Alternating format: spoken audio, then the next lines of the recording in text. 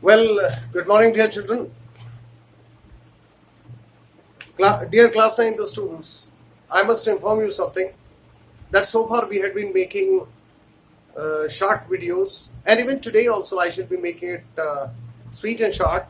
But from now onwards, I shall be making a little bit longer videos, जिसमें हम ज़्यादा detail से आपसे बातचीत करेंगे. और यहाँ पर ये द लॉस्ट चाइल्ड जो कि मोमेंट्स बुक से है आपकी, उसका लास्ट पार्ट हम करने जा रहे हैं. और उसके बाद मैं केवल 2 क्वेश्चंस आपके साथ डिस्कस करूंगा. और लेकिन कल से जो भी वीडियोस होंगी आपकी वो थोड़ा इससे लंबी होंगी, and we shall be talking और discussing things in greater detail. Now see, this is at page 5. The man headed towards the place. Headed means went towards the place. यानी कि उस ओर को गया. Where the snake charmer still played on the flute. जहाँ की snake charmer अपनी flute play कर रहा था. Flute यहाँ पर बांसुरी नहीं है बच्चों. ये उस तरह से इस्तेमाल नहीं होता है. सिर्फ डिक्शनरी मीनिंग्स नहीं लेते राइटर्स, और उन्हें जो सही लगता है वो उस ढंग से करते हैं. तो फ्लूट यहाँ पर पुंगी के ही लिए है, यानी कि जो सांप वाले के पास आपने देखी होगी, बीन जो उसकी कहते हैं, जिसे हम बीन. तो on the flute of the swing cobra. Swing means इधर से उधर हिलना. स्विंग यानी कि when somebody sings a song, you begin to sway your head. Swing यानी कि आप खुश होके इधर उधर झूमते हैं, उसको भी स्वे कहते हैं. या पेड़ हवा में इधर उधर लहलहाते हैं, उन्हें भी स्विंग कहते हैं. तो स्विंग कोबरा यानी कि कोबरा जो स्नेक है वो इधर से उधर हिल रहा है. Listen to that nice music child, he pleaded.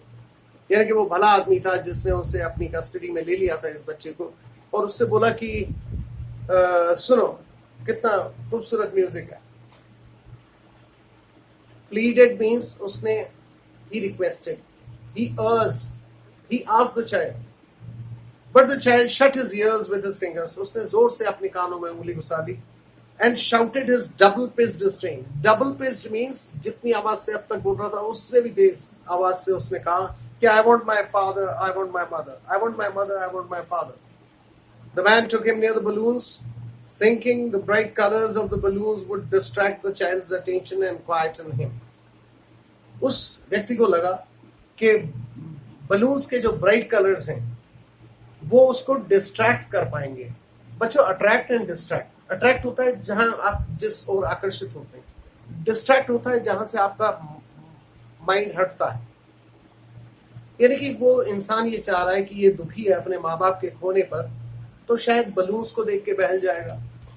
So with this perspective in his mind, he is trying to distract his attention from his grief towards the balloons. यानी कि उसके अपने दुख से हटाकर बलून्स की तरफ उसका ध्यान आकर्षित करना चाह रहा है. लेकिन उसका एक ही रट है कि मुझे अपने मम्मी, मुझे अपने पापा चाहिए. ना would you like a rainbow coloured balloon. उसने कहा कि तुम्हें रेनबो कलर्ड बलून चाहिए. उस इंसान ने कहा. ही परसुएसिवली आस्क्ड. परसुएसिवली मीन्स उसको थोड़ा एनकरेज करते हुए उसने कहा. वैसे परसुएशन ये होता है किसी को किसी बात के लिए तैयार करना, ये परसुएशन कहलाता है. तो परसुएसिवली कहा उसने. The child turned his eyes from the flying balloons and just sobbed. उसने वो उड़ते हुए बलून से ध्यान हटाकर दूसरी तरफ देखने लगा और सॉब करने लगा. बच्चों, I had told you this कि सॉब दबी हुई आवाज में रोना नहीं होता है.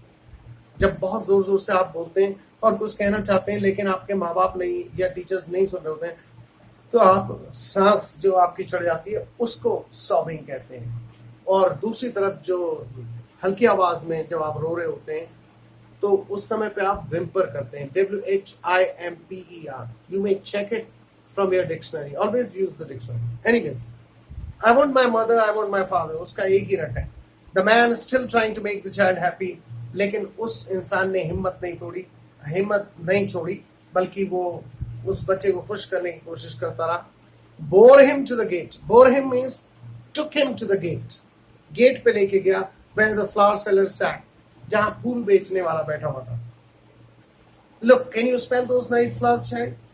बच्चे, क्या तुम इसको सूंघना चाहोगे? Would you like to smell it? Would you like a garland to put around your neck? क्या एक तुम्हारे गले में माला डाल दें? This is how you see this gentleman is asking this poor child. The child turned his nose away.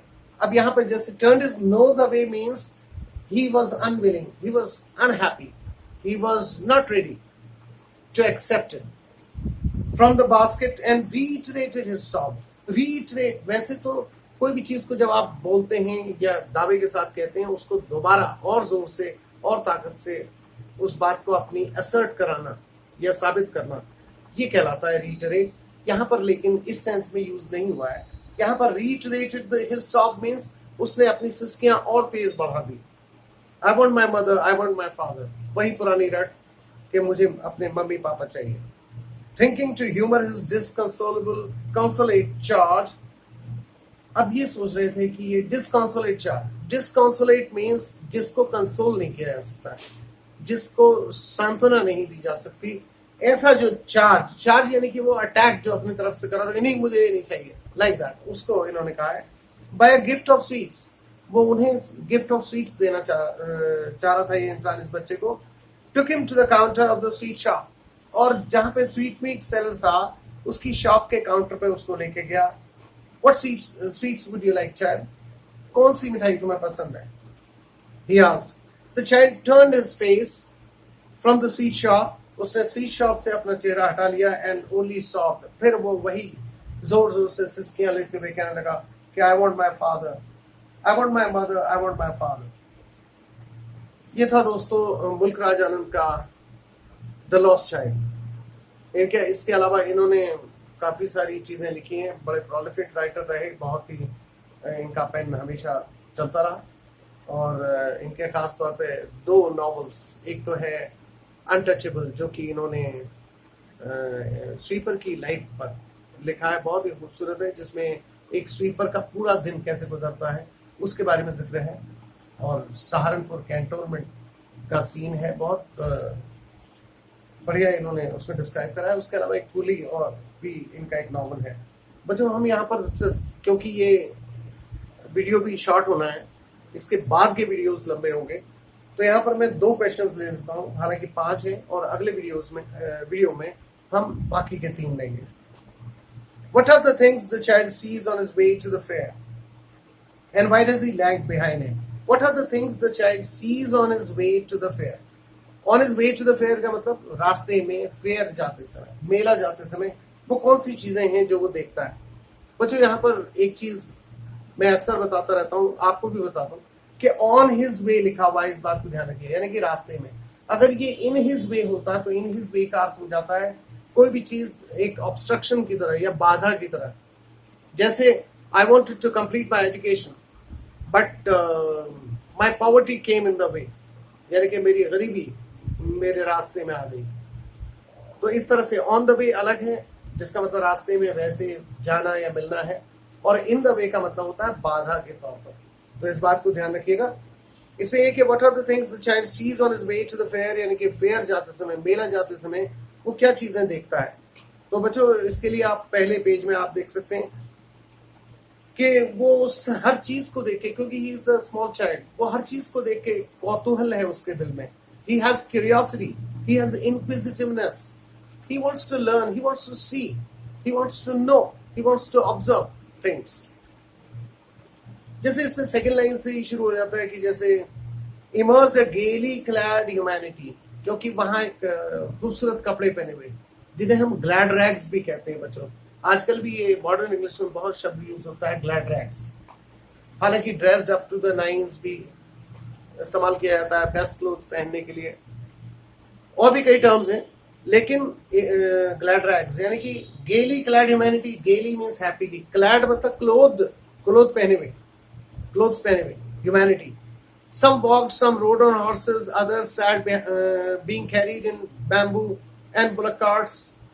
यानी कि इन सबको देख के वो कौतूहल से चकित है. One little boy, अच्छा एक तो ये चीजें हैं जो उसे अट्रैक्ट कर रही हैं. उसके अलावा आप इसके नेक्स्ट पैराग्राफ में अगर if U turn over the page eight page number 2, तो यहाँ पर है कि he lagged behind fascinated by the toys in the shops that lined the way. यानी कि fascinated यानी कि बहुत अट्रैक्ट हुआ है वो उन टॉयज जो रखे हुए हैं वहाँ, एक कतार बनी हुई है शॉप्स की उसमें। इससे ठीक अगला पैराग्राफ में अगर आप देखें तो देखेंगे कि his eyes still lingering on the receding toys, यानी कि टॉयज उसे इतने पसंद आ रहे हैं कि वो पीछे देख रहा है। रिसीडिंग मीन्स यानी कि वो टॉयज पीछे आते आ रहे हैं, जब वो आगे जा रहा है तो उनको वो पीछे देख रहा है। और यहाँ पर उसे ये भी पता है कि स्टेयर ऑफ रिफ्यूजल कि उसके माँ बाप उसके लिए मना करेंगे। तो ये इस पोर्शन से आप अपना आंसर इस क्वेश्चन का लेंगे, क्योंकि इसमें कहा गया कि in the fair he wants many things. तो क्या क्या चीजें हैं? अच्छा, इसमें तो बहुत सारी चीजें हैं, लेकिन why does he lag behind?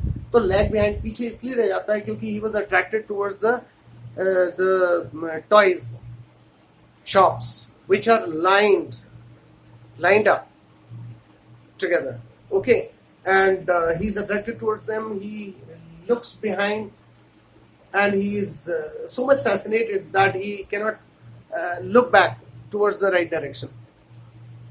अब जो दूसरा क्वेश्चन है, in the fair he wants many things, हाँ इसमें बहुत सारी चीजें हैं, क्योंकि मेला बच्चों के आकर्षण का केंद्र होता ही है और वहां बहुत सारी चीजें हैं और सब कुछ वहां देखा जाए तो बच्चों के लिए ही तो होता है। तो व्हाट आर दे, क्या चीजें हैं? Why does he move on without waiting for an answer? और वो move on क्यों कर जाता है without waiting for an answer? Without waiting for an answer तो इसलिए वो move on कर जाता है क्योंकि उसे पता है उसके माँ बाप जो हैं they always say no to him. Yeah, sometimes they would stare back at him and they would ask him to be means in limits. ये तुम्हारे लिए नहीं है, इतना वो आंखों से ही समझा देते हैं। और actually speaking, the great parents have this great habit of shutting up their children with their stare, जिसको हम ब्रो बीटिंग भी कहते हैं बच्चों। तो ब्रो बीटिंग आपने देखा होगा, माँ बाप भी करते हैं और टीचर्स भी करते हैं, सिर्फ आंख दिखा के वो आपको डराते हैं। That is called bro beating. Anyway, इसमें देखिए कौन कौन सी चीजें। आई वांट दैट टॉय, यानी कि टॉय। ड्रैगन फ्लाइज का जिक्र है, फिर है he would try to catch it करके लिखा हुआ है, फिर attracted by the little insects and worms, ये थर्ड चीज है इसमें। फिर उसके अलावा उसने लिखा है कि he is attracted towards young flowers, एक जगह पे लिखा है he was attracted towards bees and black, एक जगह black bee और butterfly से भी attracted है। फिर एक जगह पे लिखा है shower of young flowers, यानी कि जहां पर पेड़ में से फ्लावर्स गिर रहे हैं। He began to gather the raining petals in his hands, वो जो बरसते हुए फूल हैं ऊपर से उनको अपने हाथों में महसूस कर रहा है। Cooing of doves, यानी कि फाख्तों के बोलने से fascinated है। Fascinated by the confusion of the world, यानी कि वो जो mad rush है वहां मेले में, people are going this way and that, back and forth they are moving, and their agitated movement in the fair, that also is attracting him.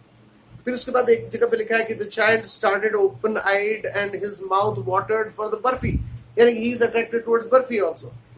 उसके बाद लिखा है garland of gulmohar, a garland of gulmohar somebody was selling, the child seemed irresistibly drawn, यानी कि इस तरफ भी वो खिंच गया। I want that garland कहता है। इसके अलावा yellow, red, green and purple balloons flying from it, the child was simply carried away by the rainbow glory of their silken colors, यानी कि वो फिर बलून्स की तरफ आकर्षित होता है। और he had the overwhelming desire to possess them all, यानी कि बहुत स्ट्रॉन्ग डिजायर उसमें थी कि उनको पाने की। The music stole in its invisible ears like the gentle rippling of the invisible waterfall, यहाँ पर उसका जिक्र है वो जो पुंगी या जो बीन बजाता है सपेरा, उसकी तरफ भी, उसको म्यूजिक की तरफ भी वो काफी अट्रैक्ट हुआ। और उसके बाद last but not the least, this one is there was a roundabout in full swing. Roundabout यहाँ पे मैरी गो राउंड कहते हैं उस झूले को, उसके लिए राउंड अबाउट शब्द का इस्तेमाल करा गया, क्योंकि उसे राउंड अबाउट भी कहते हैं। हालांकि राउंड अबाउट का मतलब एक चौराहा भी होता है, लेकिन यहाँ पर उस मैरी गो राउंड से इसका तात्पर्य है राइटर का। I hope it is enough for today. From tomorrow we shall have it more patiently and much more in detail. Thank you so very much.